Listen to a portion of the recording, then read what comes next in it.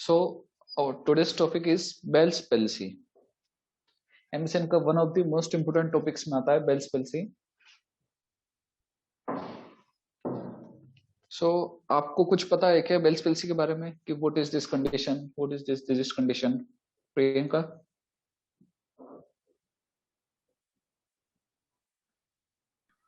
Yes sir. आपको पता है क्या क्या है बेल्स palsy? इस कंडीशन के बारे में कुछ आइडिया हो? नो सर, इतना कुछ नहीं. ठीक है, सो हम स्टार्ट करते हैं. फर्स्ट ऑफ ऑल हम जो डिजीज कंडीशन का नेम है वहां से स्टार्ट करेंगे कि क्या उसके वर्ड्स के मीनिंग है. फर्स्ट में आता है अपना what is Bell's and what is palsy. Bell's is a name of scientist. एक साइंटिस्ट का नेम है जिसने ये डिजीज फाउंड की थी, उसके नेम है Bell's. And palsy means there is a weakness, paresis and paralysis of the motor muscles. Paralysis का मतलब पता है आपको?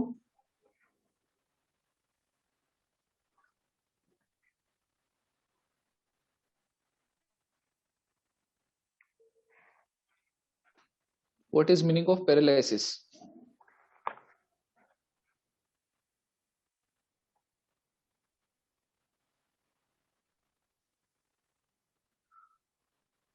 अभिषेक, are you listening me? Yes sir. मेरी वॉइस क्लियर आ रही है आपको? Yes sir. ठीक है, पैरालिसिस का मतलब पता है क्या क्या होता है?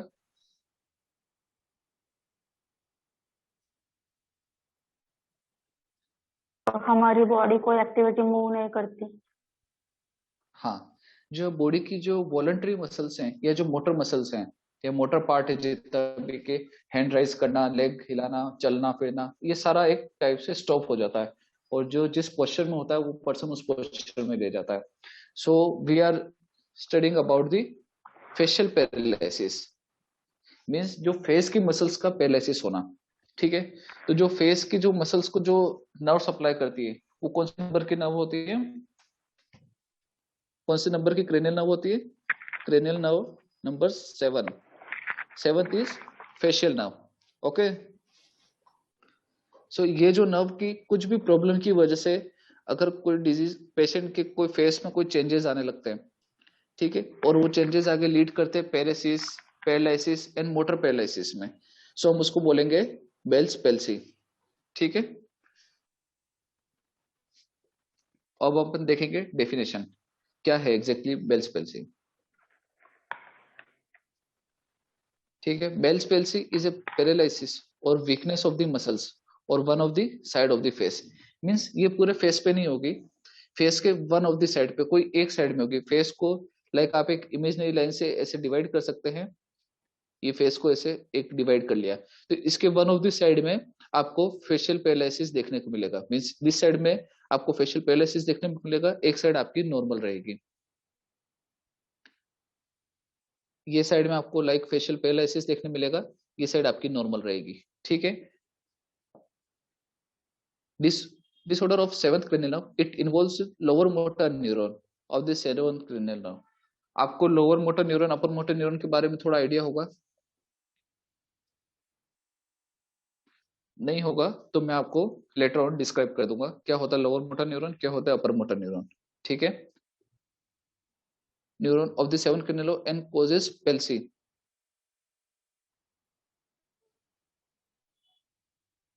And causes palsy, weakness and paralysis. First of all क्या होता है, फेशियल मसल में वीकनेस आने लगती है. लाइक जो फेशियल नर्व का जितने भी काम होते हैं, स्माइल करना, मुंह में पफ बनाना, लाइक हम मुंह में हवा भर लेते हैं और मुंह फुला लेते हैं, तो वो भी नहीं बन पाता है, विसल नहीं बजा पाते. ये सारे जो फेशियल नर्व के जितने भी काम होते हैं, फेशियल नर्व का काम होता है कि जो आईब्रोज को ऐसे ऊपर करना, नीचे करना, अलग अलग शेप में लाना आईब्रोज को, ठीक है, स्माइल देना, ये सारे काम अफेक्ट हो जाते हैं पर्सन में. ठीक है, जैसे कि यहाँ पे दिया गया है inability to wrinkle the eyebrow.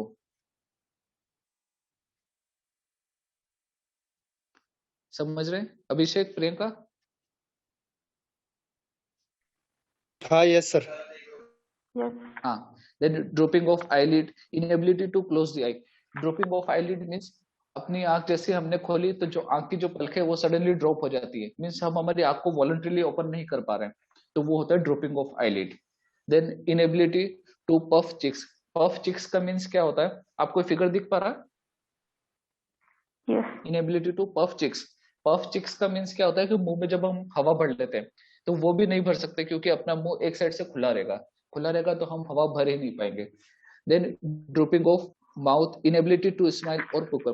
Drooping of mouth means क्या होता है, जब मुंह से एक साइड से मुंह अगर खुला रह जाता है तो लार टपकती है, कंटिन्यूस सलाइवा ड्रूपिंग होता रहता है, तो उसको हम बोलते हैं drooping of mouth. Okay. Then जैसे कि आपको ये दो इमेजेस दी गई हैं, दो इमेजेस में आपको सबसे पहले क्या देखना है कि एक इमेजिनरी लाइन ड्रॉ कर लीजिए आप सेंटर में, कि हमेशा ये one side of the face में ही आपको दिखेगा, और कौन सी साइड नॉर्मल है कौन सी एब नॉर्मल है। तो देखिएगा जिस साइड में फेस में रिंकल्स पड़ रहे हैं, ये रिंकल वाली साइड है, ये मीन्स नॉर्मल साइड है। यहाँ पे भी जैसे ये रिंकल पड़ रहा है, ठीक है, ये वाली साइड में, तो ये साइड आपकी नॉर्मल साइड है। जिस साइड में रिंकल नहीं पड़ रहा है और फेस डाउन हो रहा है, लाइक देखो बच्चे की स्माइल कैसे जा रही है, ऐसे डाउनवर्ड जा रही है, तो ये आपकी एब नॉर्मल साइड है, मीन्स आपके वन साइड दिस साइड में आपको पैरालिसिस हुआ है बच्चे के इस साइड में, ठीक है। Then Bell's palsy is not a result of a stroke or transient ischemic attack, TIA, while the stroke and transient causes of the facial paralysis there is no link between the Bell's palsy। Means अगर आप suddenly कोई accident हो जाता है और आपको कोई brain में अगर कोई इंजरी होती है, तो ब्रेन में इंजरी होना इसका कोई कोज नहीं कहलाता है, ठीक है। ब्रेन में इंजरी होने की वजह से ये नहीं हो पाता, इसके कुछ कोजेस अलग हैं। जो इसके कोजेस में आता है, मेनली हम क्या बोलते हैं, इसका ही जो दूसरा नाम हम बोला जाता है वो बोला जाता है फेशियल पेल्सी, ठीक है। अब एक क्वेश्चन ये आता है कि all type of facial palsies are Bell's palsy, और all type of Bell palsies are facial palsy, कि क्या सब फेशियल पेल्सीज, जितनी भी टाइप की फेशियल पेल्सी होती है वो बेल्स पेल्सी हैं, या सारे टाइप की बेल्स पेल्सी फेशियल पेल्सी हैं। तो जो इसका सही आंसर रहेगा वो all type of Bell's palsy are called as facial palsy. Means जब किसी को बेल्स पेल्सी हुई है तो उसका जो कोज रहेगा वो इडियोपैथिक रहेगा, जैसे कि मैंने यहाँ पे मेंशन करा गया, if the facial palsy cause is idiopathic then it is called as Bell's palsy. यहाँ पे आप देख पा रहे हैं लास्ट लाइन।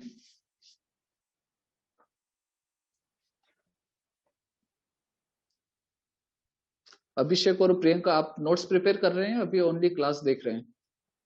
नहीं सर, नोट्स भी प्रिपेयर कर रहे हैं साथ नोट्स में। भी ठीक है, तो आप मुझे बोल दीजिए जहाँ पे स्टॉप करना वहां पे स्टॉप कर लूंगा, कोई डेफिनेशन है तो मैं आपको रिवाइज करके बता दूंगा, ठीक है।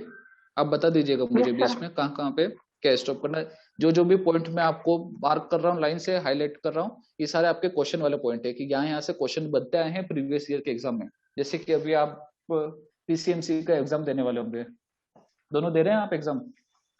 Yes sir. हाँ सर। हाँ। हाँ, तो ये पीसीएमसी के एग्जाम में कुछ ऐसे जो छोटे छोटे टॉपिक्स होते हैं जो रेगुलर अपने को पेशेंट्स क्लिनिकल प्रैक्टिस में मिलते हैं, वो इस टाइप के पेशेंट्स मिलते हैं, और इस पे बेस्ड वो क्वेश्चन पूछते हैं कि छोटे छोटे पॉइंट्स है कि क्या बेल्स पेल्सी है, क्या फेशियल पेल्सी है, कौन सी नर्व इन्वॉल्व रहती है। जैसे कि अभी मैंने आपको मेंशन किया कि कौन सी नर्व इन्वॉल्व रहती है, cranial nerve number 7, 7 no is facial nerve, 7। ठीक है। ये आपको पॉइंट हाईलाइट करके लिखना है उसमें, जो कि आप जब उसको नोट्स को रिवाइज करोगे तो तुरंत आपको सामने आ जाएगा कि हाँ ठीक है, इसमें ये 7 क्रेनियल नर्व इसमें अफेक्ट होती है। ओके, सो आपने ये पॉइंट मेंशन कर लिया आपके नोट्स में, if the facial palsy yes causes sir. idiopathic then it is Bell's palsy, ठीक है। Next is what are the causes of Bell's palsy. तो हम बेल्स पेल्सी कॉजेज देखते हैं, जैसे कि अभी हमने पढ़ा कि बेल्स पेल्सी का कोई पर्टिकुलर कॉज नहीं, इडियोपैथिक है। इडियोपैथिक मींस, इडियोपैथिक का अगर आपको ऐसे लिखना है सिंपल वर्ड्स में तो एक unknown, idiopathic is unknown. 6 participant sir है, सचिन है, अभिषेक है, प्रियंका है, इडियो प्रियंका, अभिषेक और सचिन। तो वो अभी अभी अभी दूसरा था इसका, वो तो शायद आ ही नहीं रहा है मेरे को।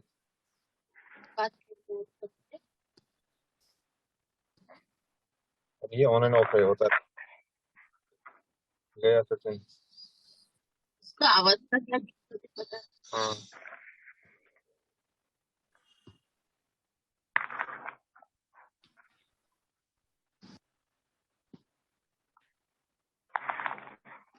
ओके, सो अभी हमने देखा कि इडियोपैथिक का मीन्स होता है अननोन। तो कभी भी आपको इसका कोई कोज पूछा जाए तो कोज हमेशा अननोन रहेगा, इसका कोई एक पर्टिकुलर कोज नहीं पता है कि किस वजह से हुई है डिजीज।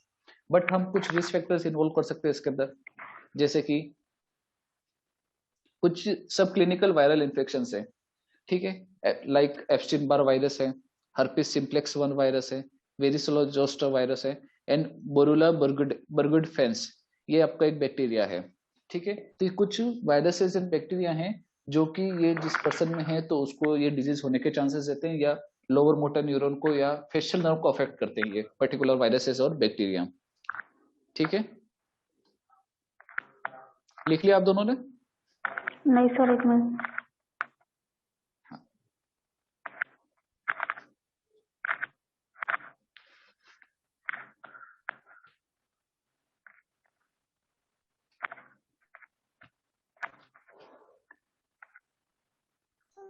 हो गया सर। यस। ओके, सो अब हम देखेंगे साइन एंड सिम्टम्स कि क्या क्या साइन एंड सिम्टम्स हो सकते हैं। तो first of all sign and symptoms अपने क्या दिखेंगे कि सेवंथ क्रेनियल, ये किसका माइक चालू प्लीज ऑफ कर दीजिए। जब भी आपको कुछ डाउट हो या मैं कोई क्वेश्चन पूछूं तो आपका माइक ऑन करके आंसर दीजिए, ठीक है।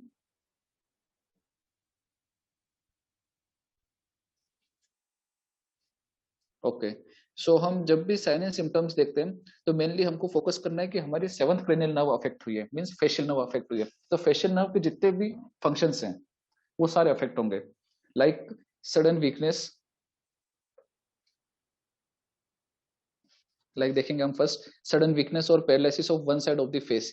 मींस इसमें क्या होगा कि एक साइड के फेस में वीकनेस और पैरालिसिस हो जाएगा, और जो साइड का फेस अफेक्ट हुआ वन साइड, वहां पे क्या होगा कि फेस ऐसे ड्रॉप डाउन हो जाएगा, लाइक हमने ये प्रीवियस फोटोज में देखा, इस वाले फोटो में देखिए ये वन साइड ऑफ द जो फेस है ये ड्रोपिंग डाउन हो गया, लाइक इसकी देखो आईलिड्स देखो आप, एंड और लिप्स देखो, जो ये बीच में जो इसका मार्जिन बनता है वो सब देखिए।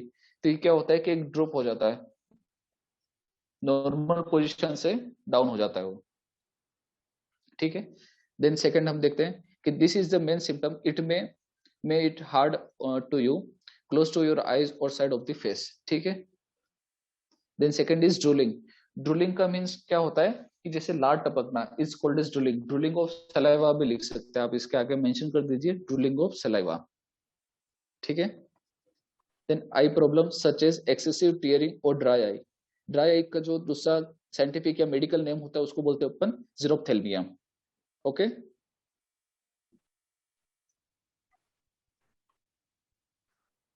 अंडरस्टैंड अभिषेक, प्रियंका? हाँ सर। हाँ, ड्राई आई होने का क्या रीजन है? ड्राई होने का रीजन ये है कि जो फेशियल नर्व है वो जो आई के जो टीयर ग्लैंड्स होते हैं उसको सप्लाई करती है, उसको मेंटेन करने का काम करती है।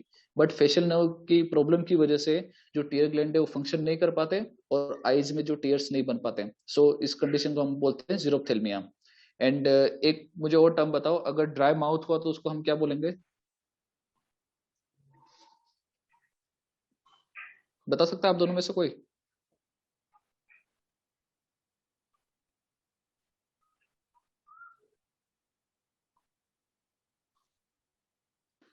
जीरोस्टोमा बोलते हैं, ठीक है।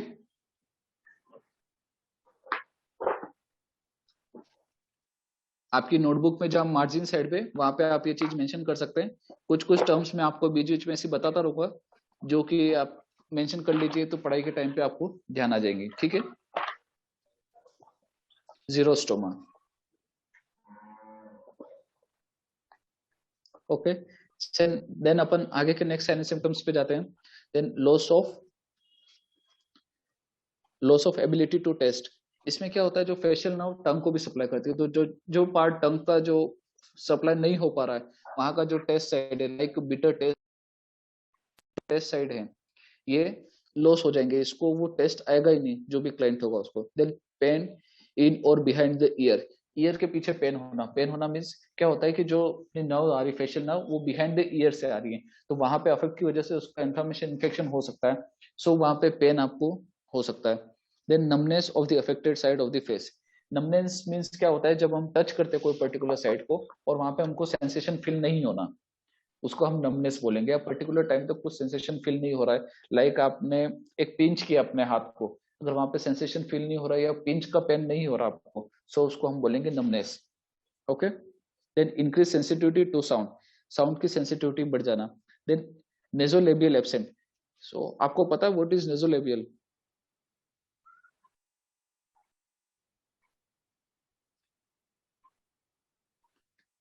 ये जो नोज और लिप्स के बीच का ये जो पार्ट होता है, जो मैं मार्क कर रहा हूं, आप देखिएगा, नोज और लिप्स के बीच का ये जो ट्रायंगुलर पार्ट होता है, इसको हम बोलते हैं नेजोलेबियल। तो जब पैरालिसिस होता है, फेशियल मसल का डिस्टर्बेंस होता है, सो ये जो नेजोलेबियल है, ये जो पार्ट है, ये हम डिफ्रेंशिएट नहीं कर पाते हैं, ये एब्सेंट हो जाता है उस टाइम पे। Okay, uneven lip margin means जो लिप का एक पर्टिकुलर शेप है वो अनइवन हो जाता है बिकॉज ऑफ वन साइड से वो ड्रॉपिंग डाउन हो रहा है। ठीक है, then patient is not able to blow whistle, whistle blow नहीं कर पाता। ये हमने ऑलरेडी डिस्कस किया कि अगर उसका माउथ कंप्लीटली क्लोज नहीं होगा तो वो विसल नहीं बजा पाएगा, पफ नहीं बना पाएगा, मुंह में हवा नहीं भर पाएगा। ये सारे सिम्टम्स पेशेंट में देखने को मिलेंगे। ठीक है, लिख लिया आप दोनों ने ये?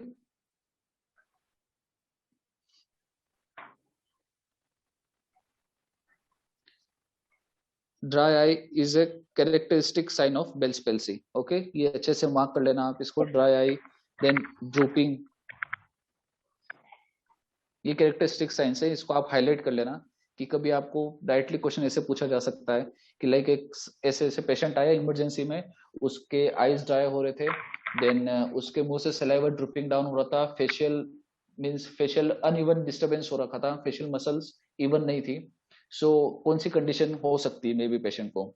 सो आपको ये पर्टिकुलर सिम्टम्स देख करके पता लगाना है कि हाँ ये कंडीशन हो सकती है, मे बी फेशियल पेल्सी हो सकती है, मे बी बेल्स पेल्सी हो सकती है, वो हम फर्दर डायग्नोस करके बताएंगे, बट पेल्सी है, फेशियल पेल्सी है।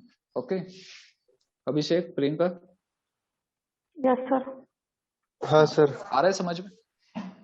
समझ में हाँ आ रहा है सर। आपको दोनों को? ठीक है, लिख लिया ये सिम्टम्स सारे, नोट डाउन कर लिया आपने?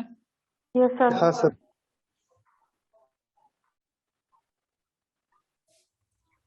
आप दोनों ने शायद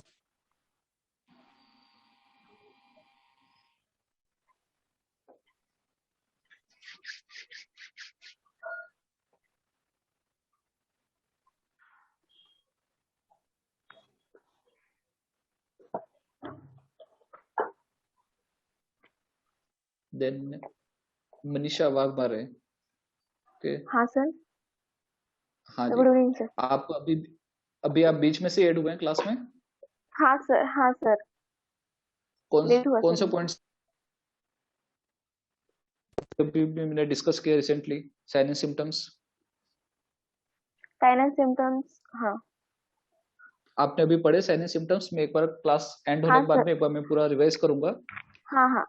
ठीक है, अब ओके आप सर। आगे का समझिए, एक बार मैं पूरा रिवाइज करूंगा, आपको आ जाएगा इजीली समझ में। छोटा सा टॉपिक है, इजी ओके टॉपिक है, बट इम्पोर्टेंट टॉपिक है आपके एग्जाम पर्पज से। ठीक है, then how to okay. Diagnose, हमारे डायग्नोस्टिक क्राइटेरिया क्या क्या हो सकते हैं? ठीक है, इसमें ना तो हम सीटी करते ना एमआरआई करते, ये सेकेंडरी डायग्नोसिस क्राइटेरिया है। फर्स्ट ऑफ ऑल हमारा इसमें मेनली पर्पज ये रहता है कि हिस्ट्री और फिजिकल एग्जामिनेशन देखा जाए इसके अंदर। फिजिकल एग्जामिनेशन में आप देखोगे, जो इंस्पेक्शन करोगे, तो जो फेस का आप इंस्पेक्शन करोगे तो उस पर आपको पता चलेगा कि आपके अनइवन आप लिप देख सकते हो, ब्रू लिप देख सकते हो, जैसे कि क्या होता है कि eyelid automatic shut down हो रही है, आप क्लोज नहीं करना चाह रहे बट फिर भी क्लोज हो रही है। तो ये चीजें कुछ आपको देखने को मिलेंगी इसमें।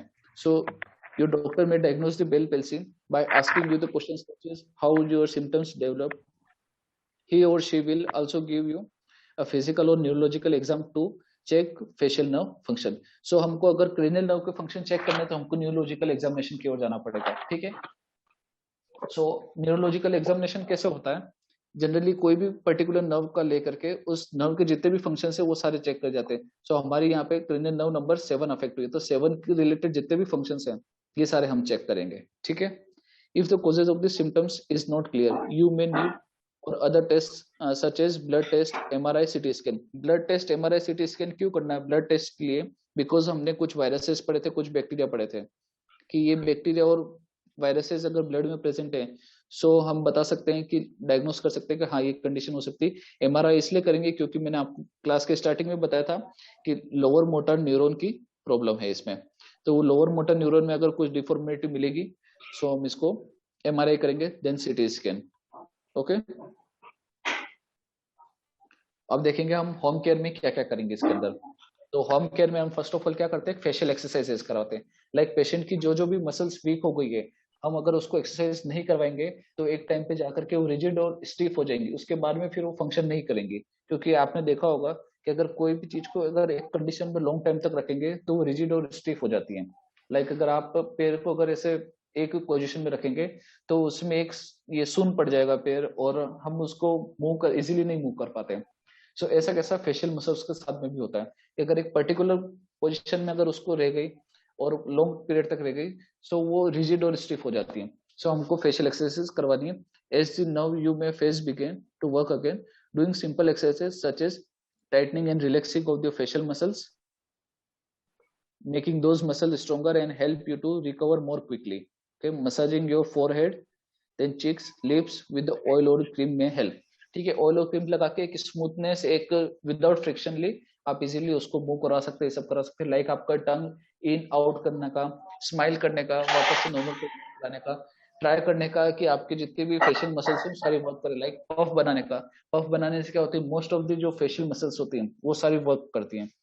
ठीक है, then eye care. Eye care क्यों करनी है, क्योंकि मैंने आपको आगे बताया था कि यहाँ पे क्या हो रहा है, ज़ीरोफ्थेल्मिया, ड्राइनेस ऑफ आई हो रही है। अगर आई कंटिन्यू ड्राई रही तो क्या करती है कि जो कोर्निया होता है, आई के अंदर कोर्निया होता है, उसको अफेक्ट करती है, उसको डैमेज करने का काम करती है। सो आईनेस प्रिवेंट करने के लिए हमको क्या करना है कि एक आई ड्रॉप ले लो, कोई भी एंटीबायोटिक आई ड्रॉप ले लें आप, और आई ड्रॉप को एवरी 2 आवरली 4 आवरली आई में पुट करते रहें, आई इंस्टॉलेशन करते रहें। सो इससे क्या होगा कि आपकी जो आई में जो ड्राइनेस है वो कम हो जाएगी। If you cannot blink or close your eyes fully, your eye may become dry. A dry eye can lead to sores and serious vision problems. ठीक है, सोर्स हो जाएंगे, सोर्स में अंदर छोटे छोटे छाले पड़ने लग जाएंगे और लीजन्स पड़ेंगे और सीरियस विजन प्रॉब्लम हो सकती है। मे बी आपको कैटरेक्ट हो सकता है, आगे कोई फर्दर प्रॉब्लम्स हो सकती है उसके अंदर। To help the protect the eye and keep the moist, use your finger to close and open your eyelid often throughout the day. ठीक है, अगर आपकी आई को आप हेल्दी रखना चाहते हैं तो क्या क्या करिएगा, आप आई को अपने हैंड से ओपन और क्लोज करिए, जिससे कि क्या, अगर बाय चांस अगर आपकी आई ओपन ही रह जाती है तो आप आपके हैंड से उसको इजीली क्लोज कर लें, देन जब भी आपको नीड हो तो आपके हैंड से उसको ओपन कर लें। ठीक है, use eye drops, use eye drops, artificial tears. So हम जब भी आई ड्रॉप डालते हैं तो हमारे एक आर्टिफिशियल टीयरिंग होती है आईज में, बहुत सारे आंसू निकलते हैं। आपको पता होगा, आपने भी यूज करी होगी आई ड्रॉप कभी ना कभी, करी दोनों ने।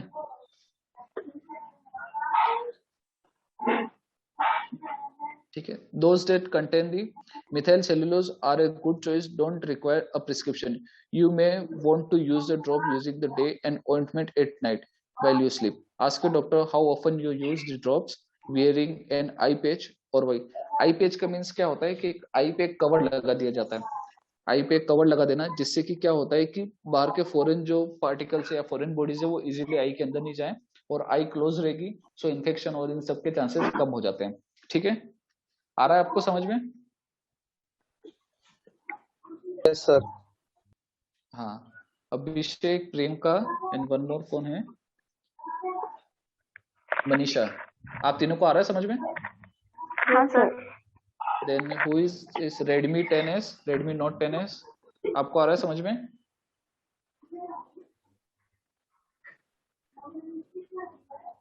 Redmi Note 10s।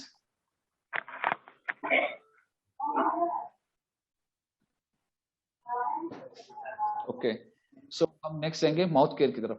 Mouth care क्यों करेंगे, क्योंकि मैंने आपको वहां पे भी एक टर्म बताई थी कि जब ड्राइनेस ऑफ माउथ हो जाता है तो उसको हम बोलते हैं, क्या बोलते हैं? अभिषेक आप बताइए इसका आंसर। जब ड्राइनेस ऑफ माउथ हो जाती है तो क्या बोलेंगे?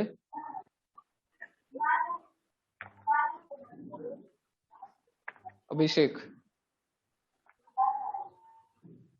मनीषा आप बताइए, आपको पता है क्या? जीरोस्टोमा वेरी बोलते हैं ना गुड, सर? जीरोस्टोमा। हाँ। हाँ जी, जीरोस्टोमा बोलेंगे। किसने दिया answer? Manisha. Okay, very good.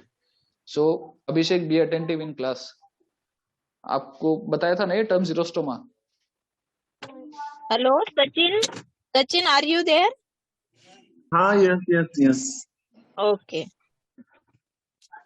Redmi 10S is Sachin. हाँ यस सर।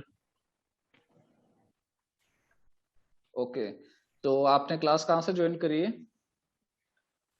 लेट आए आप सर क्लास में? एक्चुअली हाँ यस सर, लेट हो गया। ठीक है, कोई So बात नहीं। don't अभी worry, जहाँ से आपने ज्वाइन recorded करी वहां से lecture आपको है समझ में आ रहा है क्या?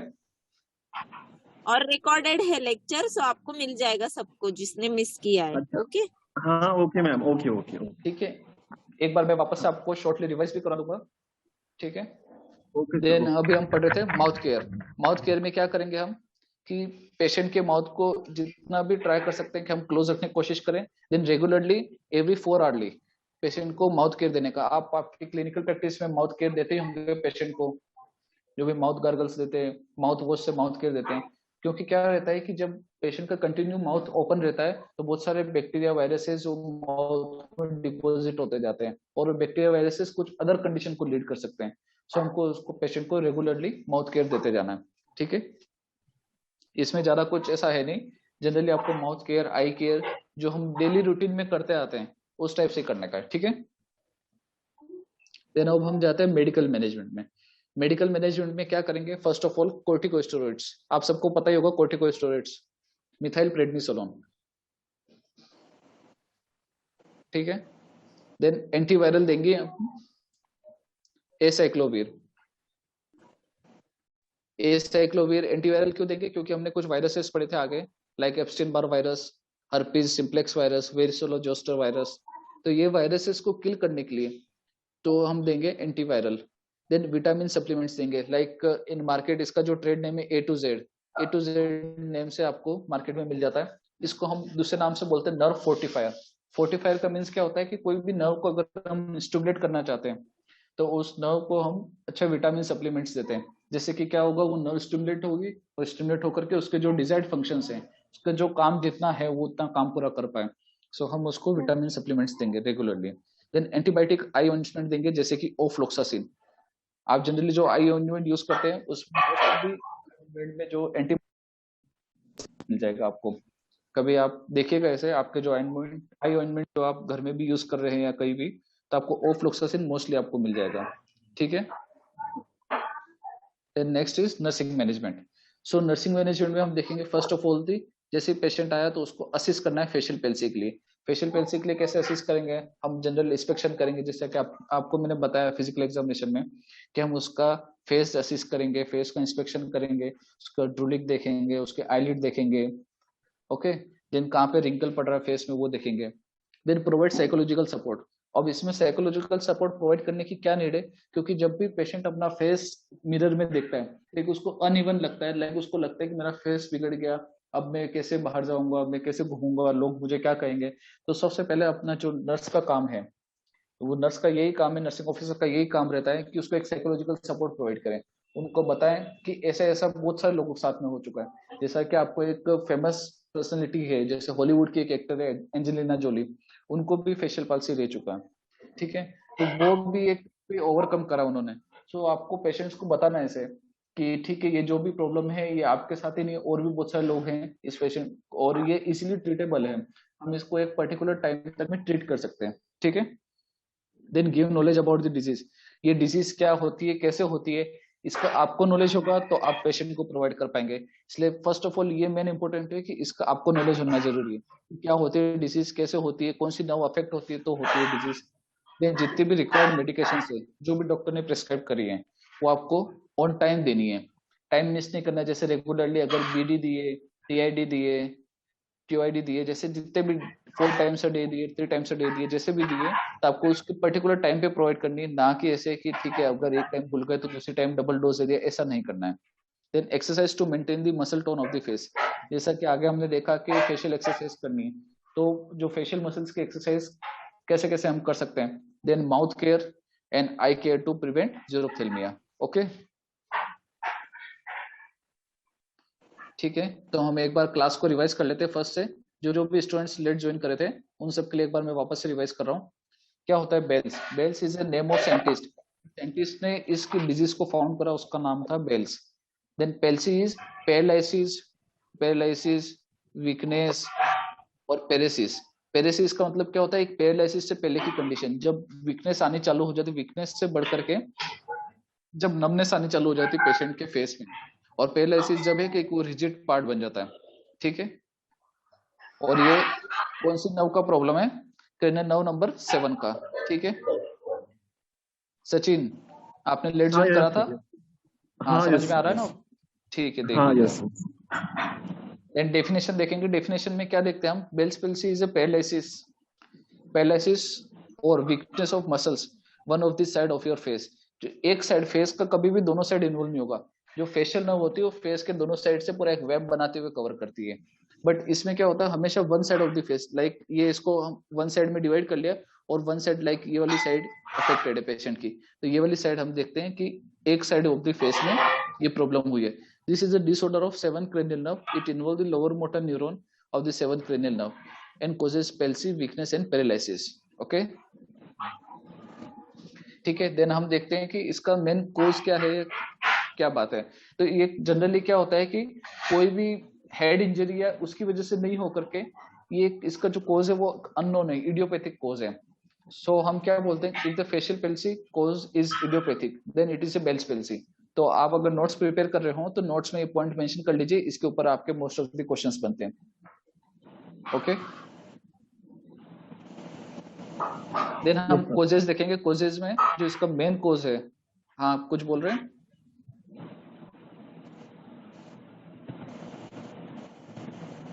जो इसका मेन कोज है, cause is idiopathic, idiopathic is unknown cause, ठीक है। जब किसी का कोज नोन नहीं होता है सो हम उसको इडियोपैथिक टर्म देते हैं, ओके। देन कुछ रिस्क फैक्टर्स है, कुछ बैक्टीरिया वायरसेस हैं जो कि इसको लीड कर सकते हैं, इसको अफेक्ट कर सकते हैं, जैसे एप्सिन बार वायरस हो गया, हर्पिस सिम्प्लेक्स हो गया, विरुसुला जोस्टर हो गया।